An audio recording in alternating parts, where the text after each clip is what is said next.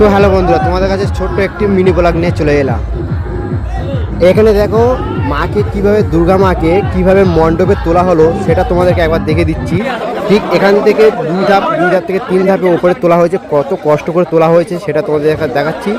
আর এখানে প্রচুর লোক, তোমরা মাকে তোলা হয়েছে কত কষ্ট করে, কত রিক্সে তোলা হয়েছে। আর এখানে গণেশ ঠাকুর এবং সরস্বতী ঠাকুর এখানে তোলা হচ্ছে ভ্যান থেকে, টোটাল মণ্ডপে তোলা হচ্ছে। কত লোক সবাই দেখতে পাচ্ছ, কত রিক্সে। আর এটি অ্যাড্রেস ঠিক হাওড়া উলুবেড়িয়া বেললারি ঠাকুরের প্যান্ডেল।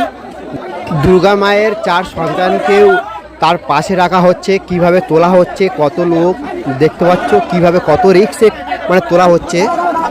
তো বন্ধুরা, রাত এখন 10টা বাজে। ইতিমধ্যে মায়ের সাথে যে সন্তান উপস্থিত করা হচ্ছে মণ্ডপে। আর ভাবলাম বন্ধুরা ছোট্ট একটা মিনি ব্লগ দিয়ে তোমাদের কাছে শেয়ার করি।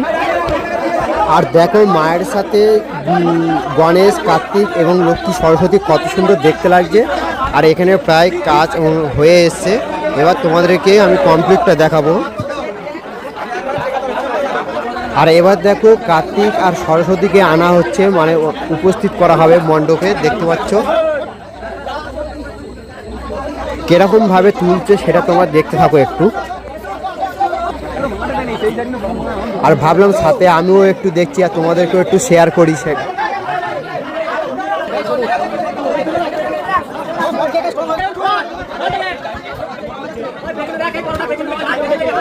চলো ভিডিওটা এই পর্যন্ত। আর ভালো লাগলে লাইক কমেন্ট শেয়ার করে দিও, বেশি করে শেয়ার করে দিও। আর ভিডিওটা ভিউজ করে দিও বেশি বেশি। তো ফাইনালি মাদের সাজানো হয়ে গেল, কমপ্লিট হয়ে গেল। ভালো লাগলে লাইক কমেন্ট শেয়ার।